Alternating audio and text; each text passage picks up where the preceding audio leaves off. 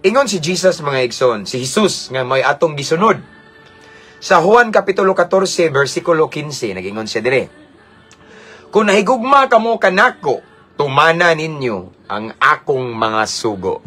Si Jesus Christ mismo igsoon nag-remind, nagpahinumdum nato, nga kung tinuod tang nahigugma niya, dili lang bara taman kung dili, tumano na to iyang sugo.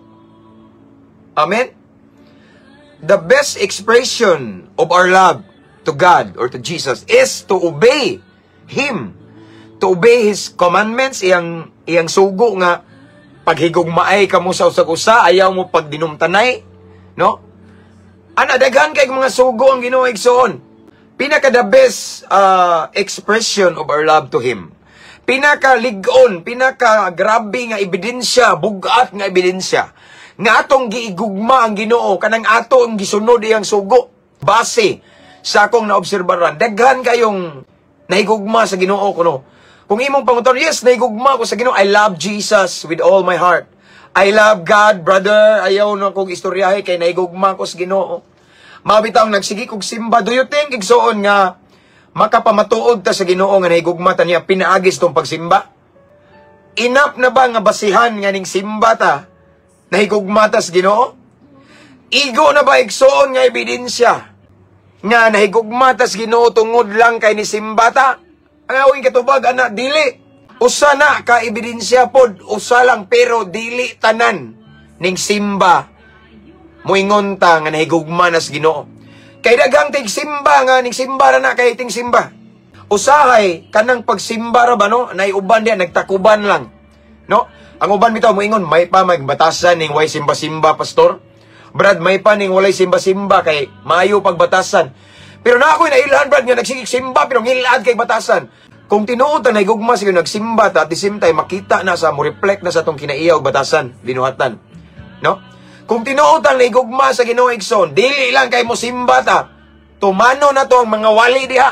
Pinakaligon nga ebidensya igsoon nga nahigugma tas Ginoo mutuman tas iyang sugo. Praise God kung ni simba ka, pero pag human mo simba igsoon, sure ba ka nga gituman mo iyang sugo? Sige kag simba, pero wapag taming sunod sa iyang sugo. Simba, pero nagabuso ta sa tong lawas. Atong gilaglag, pinagis makadaot nga bisyo, pasaylo ako. Hinahinay na ito mga brad noon sa may kuanda, no? Makadaot gali, makadaot gina. And I believe si Lord walay gitudlo na to nga makadaot. Nowadays, daghan kay moingon nga nahigugma ko sa Ginoo. Mao bitaw ning simba ko. Nahigugma ko sa Ginoo, mao nang nagampo ko. Pero abi yung maigsoon, daghang nagampo.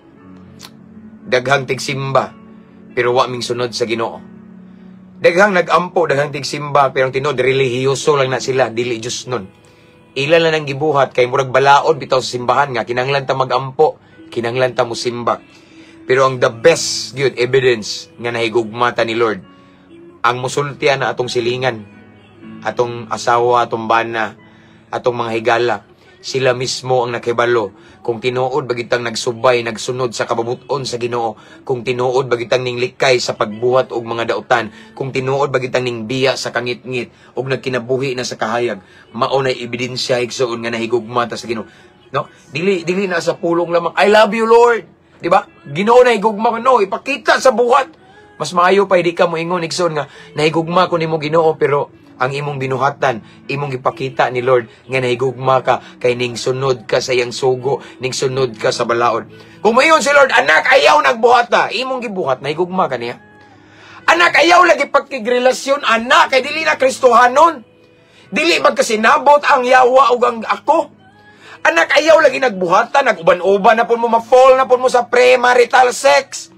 Sige mo guban-uban yawa pa amoy kasal kinahanglan nga anak mao ni. Kung imo nang buhaton, nahigugma ka. Pero kung nagpauyon ka sa imong kailibgon, sa imong gana, sa imong pagbata, it means wa ka nahigugma sa Ginoo. Prangka nga pagkasulti nako igsoon. Kay kung nahigugma ka sa Ginoo, mulikay ka sa pagbuhat og mga butang nga wa nakapahimaya sa Ginoo. Kung tinuod ta nahigugma sa Ginoo igsoon, muundang ta. Undangan na nato pagbuhat ng mga binuhatan nga kabalo ka nga wala nalipay ang Ginoo. Kung naa kay Ginoo, kabalo jud ka sa imong gibuhat nga dautan og maayo. Nga naman, kung natay Ginoo igsoon, bisan dili ta perpekto, pero iya tang kitagaag kaalam, og naa ang Espiritu Santo nga mugiya ka nato, ayaw na buhata kay wa na makapalipay sa Ginoo. Ayaw na palihog buhata kay wa ko malipay na. Buhata na kay nalipay ko, di ba? Na instruction, tabangan ta, giyahan ta. Yes, dili ta perpekto pero gitagaan tag igong kaalam ni Kristo para pag-ila sa daotan ug maayo. Kung tinuod ta nga nahigugma sa Ginoo, igsoon ipakita na to sa buhat. Dili ba lang? Amen. Ipakita na to nga ning sunod ta sa iyang pulong. Sa iyang gingon diri, kung tinuod ka mong nahigugma kanako unsa ni? Juan 14:15 si Jesus mismo ning ingon, kung nahigugma kamo kanako, tumana ninyo ang akong mga sugo. Again, the best expression of our love to God, to Jesus, is to obey His word. Unsay sugo, unsay balaod niya, sundo na to.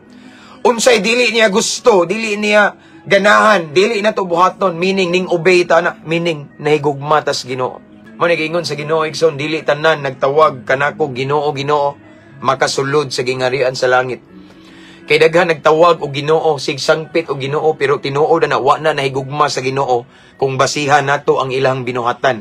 Kay kung tinuod ang nahigugma sa Ginoo igsoon, muhawas na mangitas kangit-ngit. Kung tinuod ang nahigugma sa Ginoo, undangon man nato ng mga butang nga karumal-dumal sa pananaw sa Ginoo. Bisan ang kalibutan gihimo na nilang normal. Pero kang blang kasulatan, ang Ginoo nag-declare nga di na mayo karumal-dumal na sa akong pananaw. Bisan gihimo pa na nilang normal, bisan gibuhat pa nas kadaghanan, bisan gibuhat nas majority, di na nimo sundon. Nga naman, kay nahigugma kas Ginoo.